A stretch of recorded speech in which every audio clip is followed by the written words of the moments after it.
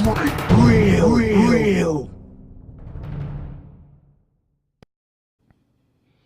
Welcome to Straight Real, where I give it to you straight. I'm your host, King J. So what I wanted to talk about is student loans and student loan debt, which I call the scam of the century.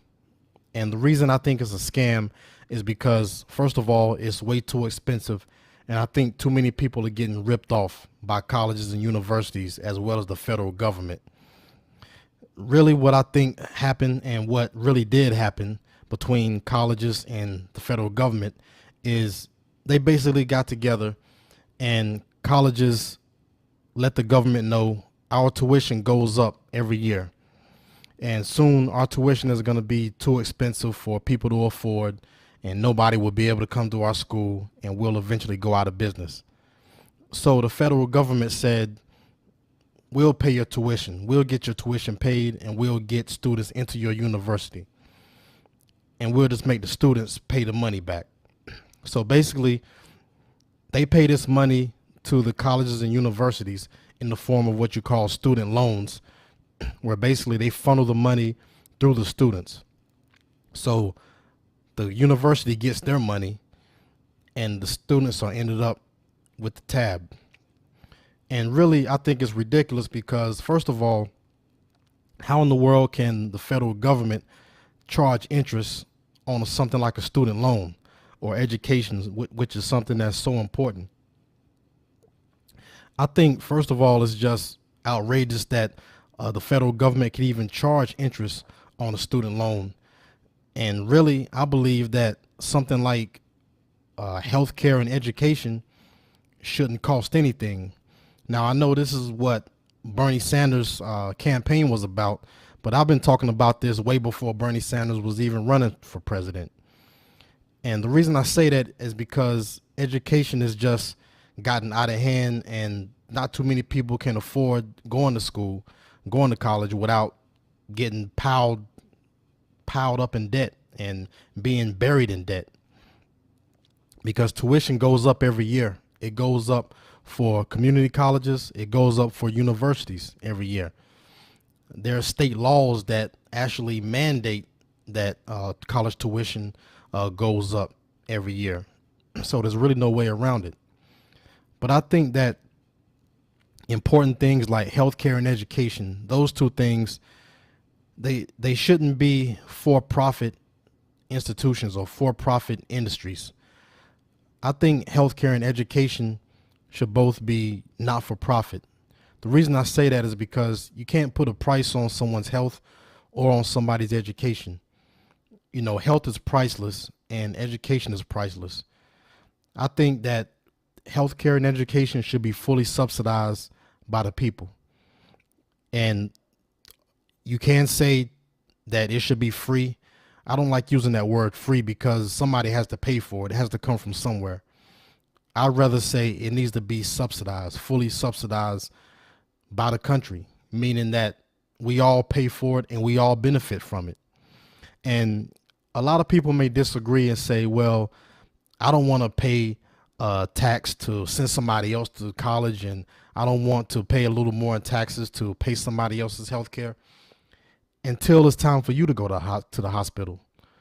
You know, when it's time for you to go to the hospital, you're thankful for those type of programs. You're thankful that you can afford it. You're thankful that we have a country that looks out for its people. Also, when it comes to education, people may say, you know, I don't want to subsidize somebody else's education. But what about if it's your daughter or your child or your son or your sibling or your family member? Then you become thankful for those type of programs. What our political system has done a good job of doing is creating this illusion of us and them. When it comes to real government and the way government is supposed to work, everybody contributes and everybody benefits at the end of the day. So it's not a situation where only certain people contribute and others benefit. If you contribute, then you also benefit from it. A good example of that is, you know, our roads and highways. You know, we all have to pay taxes to build our roads, bridges, and highways. Yet we all drive on them. We all drive on them to get to where we're going. So all these people who are against those type of things, they also benefit from it. Tax dollars that pay for public libraries. We all have to pay for it, but yet we can all walk in a public library and use it. That's how we need to start looking at government, because I think a lot of politicians have done a good job in making people think that government is something that only works for some and not for others. Unfortunately, that's actually become a reality lately. That's not the way it should be. I think that's the way it's become over the years. But back to what I was saying about student loans, I just find it kind of really incredible that, the government can give people grants, but at the same time, they can give you a loan and charge you interest on it. What I don't understand is, if the government can afford to give people grants, or if the government can afford to pay people's tuition to go to college, why stick the students with the tab to pay it back? I think that, like I said before, when you invest in education and invest in healthcare, think about it. You have a smart, healthy country. And I think when you have a smart, healthy country, then you're able to compete with other countries, because nowadays we live in a global economy. It's not just people in one state competing with people in another state.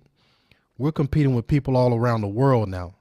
So we have to become more competitive, and investing in things like that will make us more competitive, because it's a very competitive world. A lot of countries have already figured this out, and they're already doing this. A lot of developed countries have free healthcare. There are some developed countries who already are looking into providing free college to people. So I just think healthcare and education are two things that shouldn't be for profit, because those are two things you just can't put a price on. When you look at our healthcare system, I think we have one of the worst healthcare systems in the world, and it's also one of the most expensive. And our education system is becoming that way. It's starting to become more expensive with less quality. And just because something is expensive doesn't really increase the quality of it. And that's what we need to be careful of, and that's what we need to be mindful of when we start thinking about capitalism and living in a capitalistic society. Capitalism is not always a good thing. When it comes to these greedy banks and corporations and Wall Street, that's not capitalism. It's more like crony capitalism, because it's greed. And it seems like the more people get, the more they want. And what has happened is they squeeze so much out of the middle class that the middle class doesn't have any more to give. And that's why we ended up in a recession. So a lot of these student loan programs, I think we need to eliminate student loans altogether, because you have young people who are just coming out of high school, and the first thing you want to do is put them in debt. That just doesn't make sense. Why start them off in debt? If anything, you should try to help them build their credit, instead of having them come straight out of high school and being piled and then being buried in student loan debt just because they want to go to college. I just think it's ridiculous, and I think that, that's something that needs to be addressed, but only if our politicians have the courage to address it. Nobody's willing to take on the hard issues. Everybody wants to take on things that sound good and that sound politically correct and that sound like can be done easily. Because if you talk about free healthcare or free education, the first thing people say is, "Oh, we won't be able to get that done. That's too much. You're asking too much. Congress won't pass anything like that." Well, to me, that's cowardly if you're not even going to fight for it. The bottom line is the right thing to do. It's right and wrong. That's all it comes down to. So that's my thoughts on student loans and education and the cost of education. And post your comments and tell me what you think, because I believe the quality of education shouldn't have a price tag on it. So let me know what you think. Until next time, peace.